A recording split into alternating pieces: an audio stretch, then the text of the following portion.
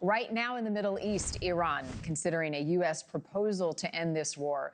President Trump says talks are continuing at a rapid pace, but Iran has not made any commitments thus far. The Strait of Hormuz is that major bargaining chip. Another one now is the fighting between Israel and Hezbollah.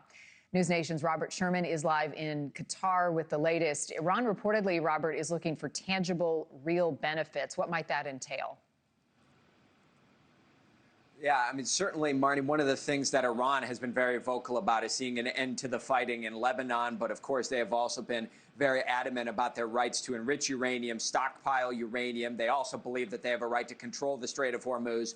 This issue in Lebanon, however, has been used as one of the most latest pieces of leverage that they have had in order to say that they're prepared to walk away from negotiations or end the ceasefire outright as long as Israel and Hezbollah trade blows. This has gotten to the point that the president was working the phone, speaking with Prime Minister Benjamin Netanyahu of Israel, speaking with the Lebanese government, speaking with the leadership of Hezbollah through representatives as well. In the end, he announced a deal in which there will be no more fighting or shooting, as he said, between Israel and Hezbollah. And there is a large-scale mediation effort, according to multiple diplomats here in the region, Qatar playing a very outsized mediating role, but also with the assistance of Pakistan, Saudi Arabia, Turkey, Egypt, many of those other countries that are here in the region as well. Iran, however, using all of this as fodder to hit the United States. Their deputy foreign minister saying if the decision to attack the capital of an independent government can change with a single phone call,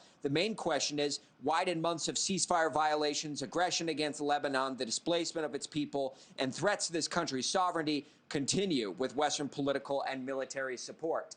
The Israelis were preparing to up the pressure on Hezbollah and strike Beirut directly in order to go after some of those terror targets there. What I would say, though, Marni, is that now the sun has risen on another day. Despite this announcement coming from the White House, there is still back and forth going on between Israel and Hezbollah. We've seen alerts in northern Israel over the last few hours for rockets and drones. We've seen strikes being carried out in southern Lebanon as well. As you take a live look at Beirut right there, a city on the Mediterranean that has found itself right in the middle of this diplomacy between Iran and the United States.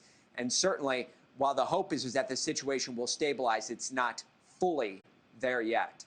Marni?